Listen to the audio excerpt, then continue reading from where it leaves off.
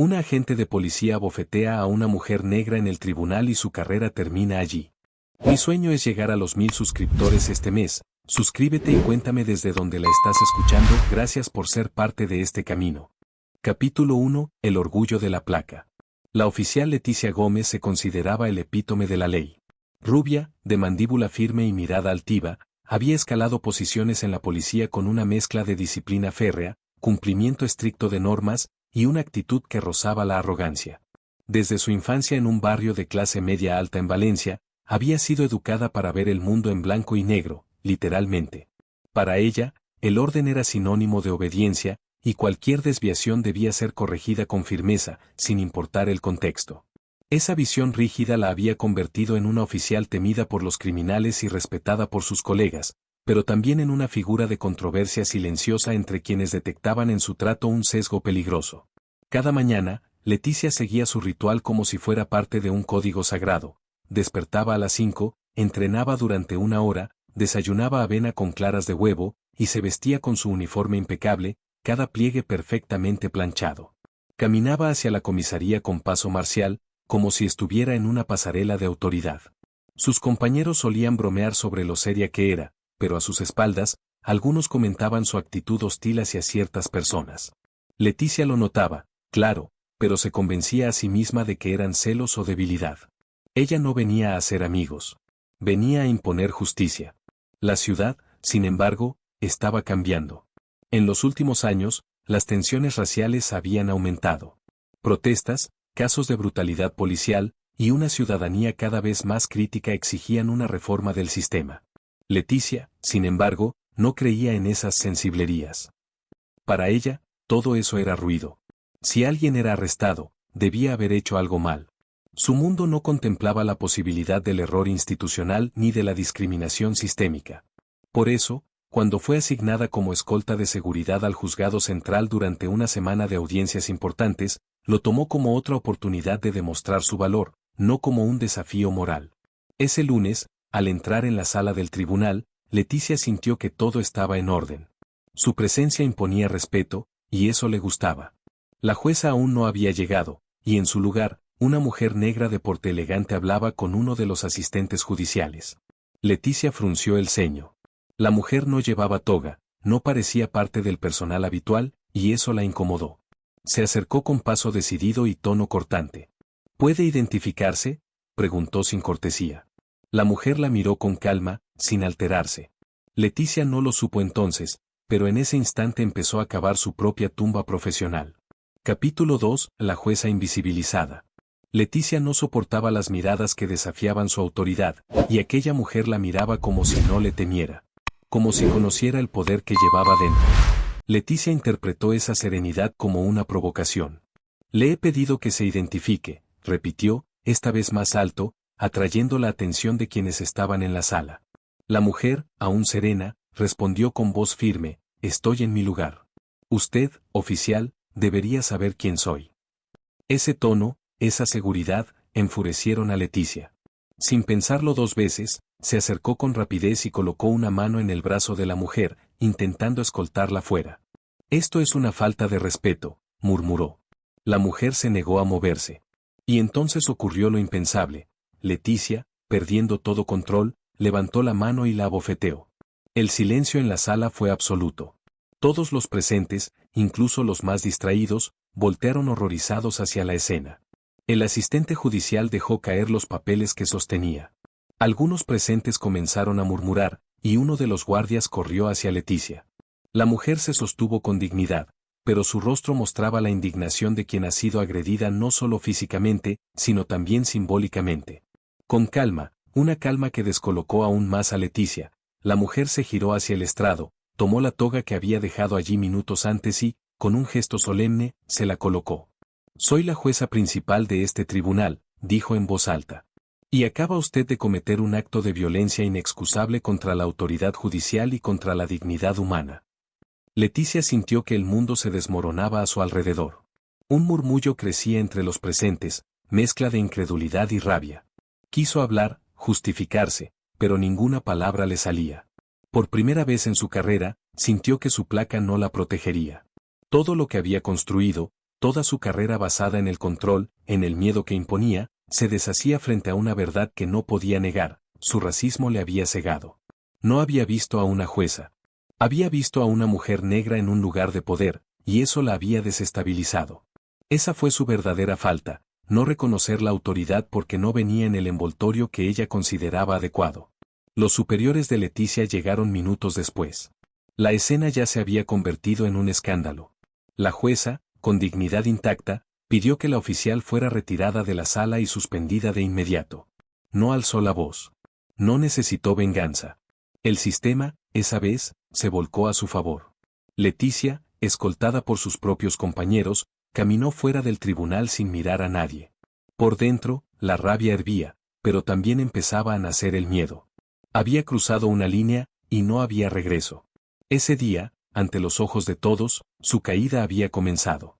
Capítulo 3: La tormenta mediática. Las imágenes del tribunal no tardaron en filtrarse a las redes sociales. Aunque la agresión no fue captada en video, los testimonios eran numerosos y consistentes. Algunos periodistas que cubrían otros casos en el edificio rápidamente se trasladaron a la sala donde ocurrió el incidente. En cuestión de horas, el rostro de Leticia Gómez aparecía en todos los noticieros, no como heroína de la ley, sino como el símbolo de un sistema corrupto y racista que ya no podía esconderse. La noticia no era solo la agresión, sino el simbolismo: una oficial blanca golpeando a una jueza negra en su propia sala, por no reconocerla como autoridad. El país estalló en indignación. En casa, Leticia se refugiaba en el silencio. Había sido suspendida de manera inmediata, sin goce de sueldo, y estaba siendo investigada tanto por asuntos internos como por la fiscalía. No podía salir a la calle sin sentir las miradas, ni revisar su celular sin encontrar amenazas o insultos. Lo que más le dolía, sin embargo, era que algunos de sus compañeros ya no la defendían. El mismo sistema al que había servido con lealtad ahora la arrojaba como chivo expiatorio. Intentaba convencerse de que todo era una exageración, que ella no era racista, que solo había hecho su trabajo. Pero en el fondo, una voz empezaba a susurrar la verdad que siempre había negado. Mientras tanto, la jueza Emilia N. Como, cuyo nombre pronto se volvió trending topic, se convirtió en una figura de respeto nacional.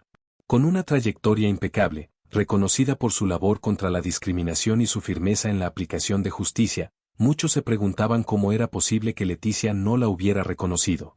Pero la respuesta era obvia: no quiso verla. La historia era tan potente que asociaciones de derechos humanos, colectivos de mujeres negras y organizaciones civiles comenzaron a usar el caso como estandarte. Marchas se organizaron, no solo por la jueza, sino por todas las veces que el racismo había actuado en silencio dentro de instituciones que debían proteger.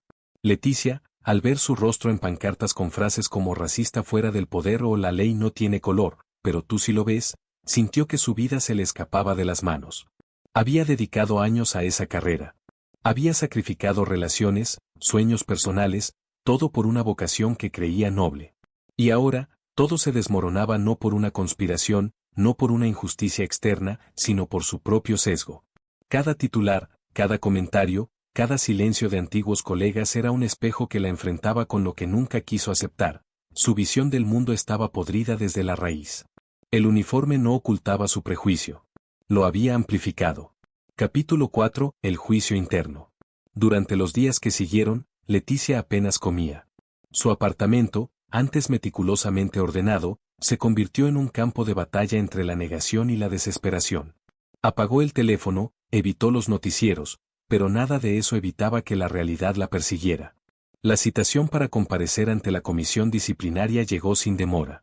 Tenía que defenderse, pero ¿cómo justificar una bofetada? Sus abogados propusieron una estrategia: alegar estrés laboral, confusión del momento, o incluso un malentendido. Leticia sabía que todo era una mentira. Pero mentir se volvió su único refugio. El día de la audiencia, Leticia se presentó con traje oscuro, el cabello recogido, sin maquillaje. Entró al salón con la misma postura rígida de siempre, pero por dentro temblaba. Frente a ella, miembros del cuerpo policial, fiscales y observadores civiles esperaban su testimonio. La jueza N. Como estaba ausente, por decisión propia. "No necesito estar allí para que la verdad sea dicha", había declarado a la prensa. Leticia sintió una mezcla de alivio y humillación. Cuando llegó su turno, intentó mostrarse serena, pero su voz traicionaba un temblor inédito. No hubo lágrimas. Solo una defensa fría, técnica, vacía de empatía. Los miembros del tribunal no tardaron en desmontar sus argumentos. Las preguntas eran incisivas. ¿Por qué asumió que la jueza no tenía autoridad? ¿Por qué usó la fuerza sin motivo? ¿Actuaría igual si la persona hubiese sido blanca, rubia, vestida de otra forma? Las respuestas de Leticia eran evasivas, repetitivas. En un momento, uno de los fiscales la interrumpió: «Oficial Gómez, usted no está aquí por un error administrativo. Está aquí porque su prejuicio fue más fuerte que su deber». Esa frase quedó grabada en su mente como una condena previa a la sentencia. En su interior, la muralla que había construido durante años comenzó a agrietarse. Esa noche, Leticia no durmió. Releyó su declaración una y otra vez, buscando un atisbo de convicción. No lo encontró. Por primera vez, dudó de sí misma. Recordó otros momentos de su carrera: detenciones injustas, interrogatorios innecesarios, miradas cargadas de superioridad hacia aquellos que no se parecían a ella. Siempre había justificado sus actos como parte del trabajo, pero ahora entendía que eran parte de su miedo, de su odio aprendido. La verdadera justicia nunca había sido su guía. La había disfrazado de orden, de ley. Pero debajo, lo que gobernaba era el prejuicio. Y ahora, estaba pagando el precio. Capítulo 5: La sentencia del sistema. La decisión de la comisión disciplinaria no tardó en llegar.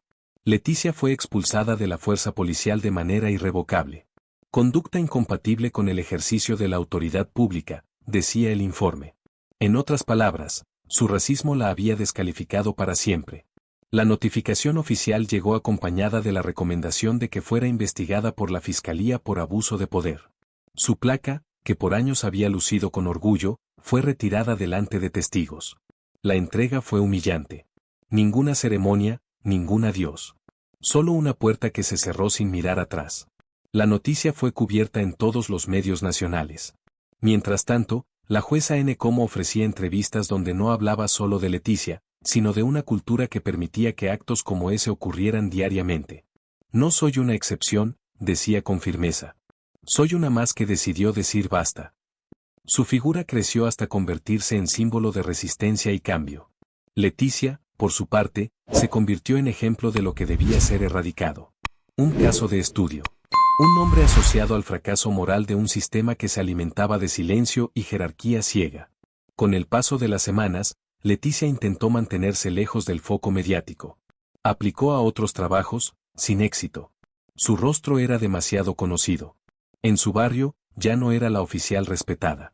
Era la que golpeó a la jueza negra. Su familia la miraba con una mezcla de vergüenza y compasión. Algunos amigos dejaron de responder sus mensajes. Otros, igual de racistas que ella, le ofrecían consuelo en forma de excusas: «Te usaron como chivo expiatorio, ella también se hizo la víctima». Pero Leticia ya no encontraba consuelo en esas frases. Había perdido más que su carrera. Había perdido la imagen que tenía de sí misma. La jueza, por otro lado, continuó su trabajo con más fuerza. Impulsó leyes de protección contra la discriminación institucional, lideró conferencias, escribió artículos. Cada paso que daba era un recordatorio del contraste entre ambas: una ascendía por su integridad, la otra caía por su ceguera moral. Leticia observaba todo desde la distancia, sin poder evitar una punzada de admiración. Pero también de culpa. La historia no se olvidaría fácilmente. Y en esa narrativa, ella quedaba marcada como lo que era: una advertencia viva de lo que sucede cuando el uniforme se convierte en máscara de intolerancia. Capítulo 7: La voz de Emilia. La jueza Emilia N. Como nunca buscó fama. Su vocación nació de la necesidad de transformar silenciosamente las estructuras desde dentro. Pero después del incidente con Leticia, comprendió que el silencio ya no era suficiente. Aceptó entrevistas, asistió a foros y comenzó a hablar con una franqueza que conmovía. «Lo que me ocurrió no fue un hecho aislado», decía. «Fue la consecuencia de una cultura que enseña a temer lo que es diferente». Su voz era pausada, pero firme. Su mensaje no era solo contra Leticia, sino contra un sistema que producía muchas Leticias, día tras día. En una conferencia ante futuros jueces y fiscales, Emilia compartió la historia desde su perspectiva. No lo hizo con rencor, sino con la calma de quien ha enfrentado la injusticia desde niña. «No me dolió la bofetada en la piel. Me dolió el mensaje: tú no puedes estar aquí, no te reconozco como mi igual, dijo. Muchos asistentes se conmovieron. Otros, incómodos, bajaron la mirada. Emilia sabía que su lucha no era solo jurídica, sino cultural. Y por eso comenzó a escribir un libro titulado Poder sin reconocimiento, donde relataba no solo su historia, sino las de muchas mujeres negras que habían sido invisibilizadas incluso en los espacios de poder. Emilia también visitaba escuelas, cárceles y comunidades olvidadas.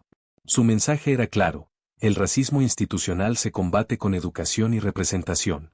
Sabía que su imagen como jueza negra en un país donde pocas ocupaban ese lugar tenía un valor simbólico enorme. Pero no se permitía caer en la vanidad.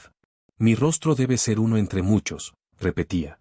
Promovía becas, mentorías y alianzas con organizaciones civiles.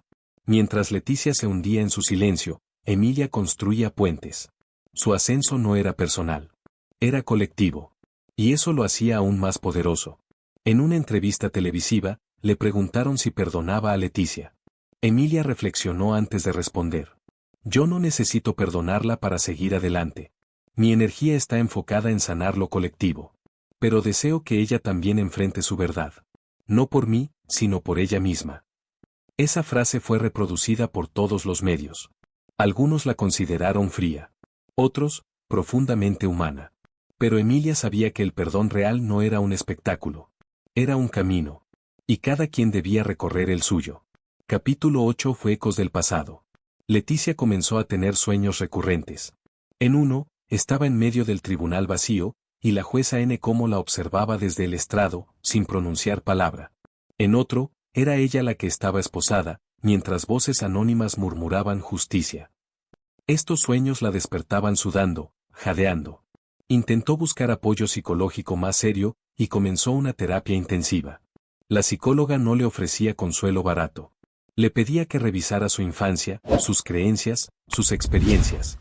Al principio, Leticia se resistía. Pero luego comenzó a recordar momentos que había enterrado, su padre diciéndole que no se fiara de los negros, sus profesores justificando castigos más duros a niños racializados. Recordó una ocasión en la academia policial en la que una compañera afrodescendiente fue ignorada sistemáticamente por los instructores. Leticia no dijo nada. Rió junto a los demás. Entonces, entendió que el racismo no siempre se manifiesta con violencia. A veces se esconde en la complicidad del silencio. Su transformación no fue instantánea. Había días en que sentía ira, otros en que deseaba desaparecer. Pero en el fondo, comenzaba a mirar su historia desde otro ángulo. No como una víctima de la cancelación, sino como alguien que había fallado profundamente, y que necesitaba reconstruirse desde cero. Con el tiempo, comenzó a escribir un diario. Al principio era solo catarsis. Pero pronto se transformó en un registro honesto de su viaje interior. Escribía sobre sus miedos, su vergüenza, su rabia, pero también sobre las pequeñas cosas que la hacían sentir humana de nuevo. Una conversación amable en la tienda, un libro que la conmovía, una canción que la hacía llorar. Escribir se volvió su forma de procesar. De ordenar el caos. De empezar a comprender lo que había negado durante tanto tiempo. En una de sus sesiones, su terapeuta le preguntó, ¿y qué harías si pudieras hablar con la jueza? Leticia no supo responder de inmediato. Pero días después, escribió una carta que nunca envió. No pedía perdón. No se excusaba. Solo decía, no vi quién era usted. Y eso habla más de mí que de usted. He vivido armada contra el mundo. Hoy, por primera vez, bajo las armas. Aunque ya no tenga uniforme, tal vez aún pueda servir a la justicia, de otra manera. Capítulo 9. Una nueva perspectiva. Leticia comenzó a asistir, de forma anónima, a charlas y talleres sobre justicia restaurativa y antirracismo.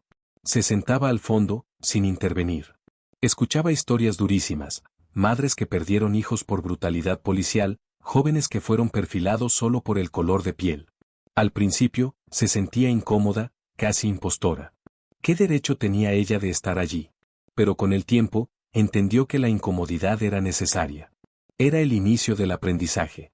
El proceso no era sobre ella.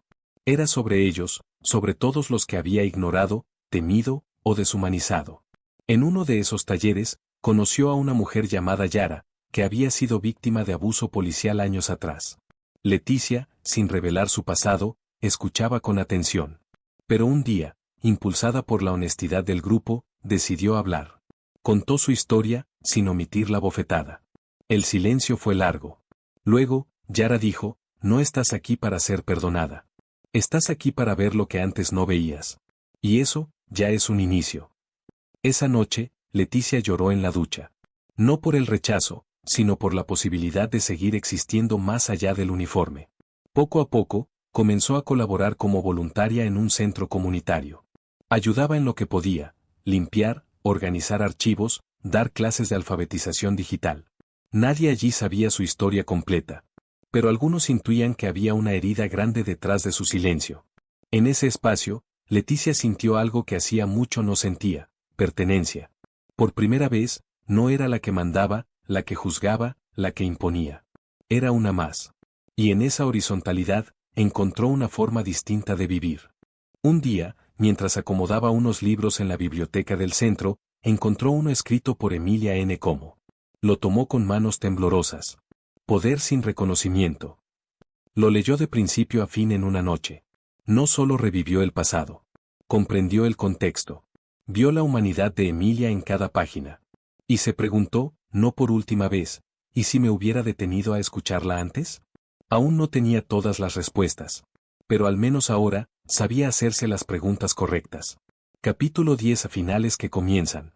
La vida de Leticia no volvió a ser la misma, pero encontró una nueva forma de caminar. Sin placa, sin reconocimiento oficial, sin uniforme. Pero con una conciencia que antes no tenía. No buscaba redención pública, ni aplaudir sus pequeños avances. Sabía que el daño causado no se borraría. Pero también entendía que quedarse inmóvil en la culpa era otra forma de privilegio. Y eligió moverse. Desde el anonimato, desde la escucha, desde el trabajo silencioso por una justicia que alguna vez creyó servir, pero que solo ahora comenzaba a comprender. Emilia, por su parte, siguió su camino firme. Fue nombrada ministra de Justicia en un histórico acto simbólico. Pero no se alejó de la gente. Siguió caminando entre las comunidades, escuchando, aprendiendo. En una entrevista, le preguntaron por Leticia. No sé qué ha sido de ella, respondió. Solo espero que haya aprendido algo de todo esto. Porque todos merecemos la oportunidad de cambiar. Pero el cambio verdadero solo viene con verdad y acción. En una charla, años después, Leticia se sentó entre el público mientras Emilia hablaba en un auditorio. No se acercó. No interrumpió. Solo escuchó. Al final, se levantó lentamente y se fue. No necesitaba que Emilia la viera. Lo importante era que ella, por fin, veía a Emilia. Ya no como una mujer negra en el tribunal, sino como lo que siempre fue, una líder, una jurista, una mujer con poder. No necesitaba cerrar ningún círculo. Solo seguir caminando, ahora con los ojos abiertos.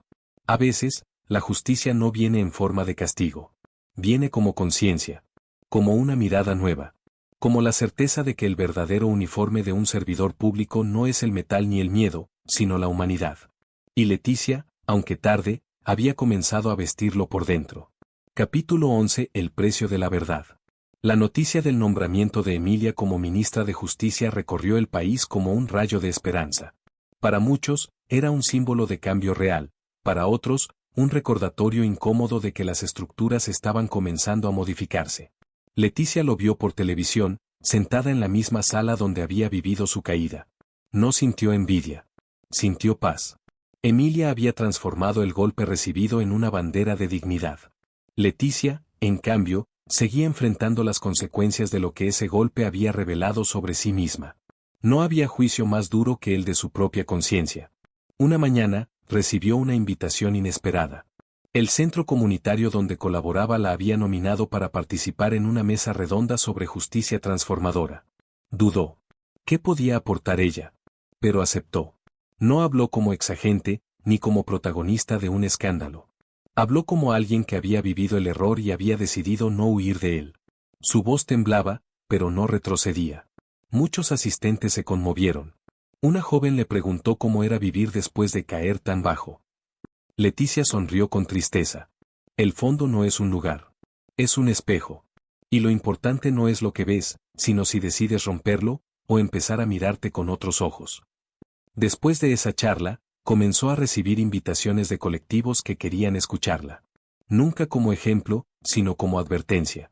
Hablaba en academias de policía, en universidades, en grupos vecinales. Contaba su historia sin adornos, sin justificaciones.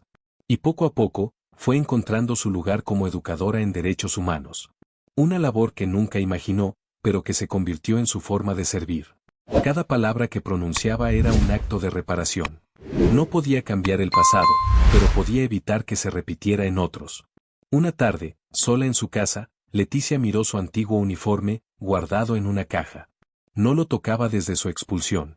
Por un instante, pensó en quemarlo. Pero luego, lo dobló cuidadosamente y lo guardó. No como un trofeo, sino como un recordatorio. De lo que fue. De lo que perdió. Y de lo que aún podía construir. Porque a veces, la justicia no se trata de castigo, sino de comprensión. No se trata de borrar errores, sino de aprender a vivir con ellos. Y en ese aprendizaje, Leticia descubrió una verdad más profunda que cualquier sentencia. El racismo no solo destruye a sus víctimas, también consume a quien lo ejerce. Capítulo 12. Justicia en el nombre de todas. Emilia se preparaba para dar un discurso en la Asamblea Nacional. Era un acto simbólico. La primera ministra de Justicia afrodescendiente hablaría sobre la reforma integral del sistema judicial. Pero para ella, no era un logro personal. Era la continuación de una lucha que venía de siglos atrás. En su discurso, no mencionó el incidente con Leticia por nombre, pero su sombra estaba presente. Este país ya no puede permitirse jueces que no sean vistos, ni ciudadanos que no sean reconocidos, dijo. La justicia verdadera comienza cuando dejamos de juzgar por el color, y empezamos a ver con el corazón de la ley. Mientras tanto, Leticia daba una charla en una escuela secundaria. Contó su historia con crudeza, sin dramatismos. Los estudiantes escuchaban atentos, con ojos abiertos y preguntas incómodas. Uno de ellos, un chico tímido, le preguntó si alguna vez pensó en renunciar a vivir. Leticia respiró hondo. Sí, muchas veces. Pero entendí que morir no es la única forma de desaparecer. También desaparecemos cuando dejamos de enfrentar lo que somos. Su testimonio se convirtió en parte de un proyecto educativo nacional, como ejemplo de cómo el racismo destruye, y cómo, con esfuerzo, podemos resistir sus ruinas. Un día, los caminos de ambas mujeres se cruzaron de nuevo. No fue planeado. Emilia visitaba el centro comunitario donde Leticia trabajaba. Al verla, Leticia sintió que el aire se congelaba. Quiso irse, pero se quedó. Emilia la reconoció. Se acercó. No hubo reproches. No hubo perdón. Solo una mirada larga, profunda. Y un gesto leve con la cabeza. Agradecimiento, quizás. O reconocimiento. Ninguna de las dos dijo una palabra. No hacía falta. A veces, el silencio también es justicia. Y en ese instante, ambas comprendieron que algo más grande que ellas estaba ocurriendo. La historia de Leticia no terminó allí, ni la de Emilia. Porque las historias verdaderas no terminan, se multiplican. En cada mujer negra que se sabe capaz. En cada agente que se atreve a cuestionar sus prejuicios. En cada joven que aprende a mirar con ojos nuevos. Leticia perdió su uniforme, pero ganó una conciencia. Emilia sufrió una agresión, pero convirtió la herida en ley. Juntas, aunque desde caminos distintos, ayudaron a que la justicia dejara de ser un privilegio, y comenzara a ser un derecho en el nombre de todas.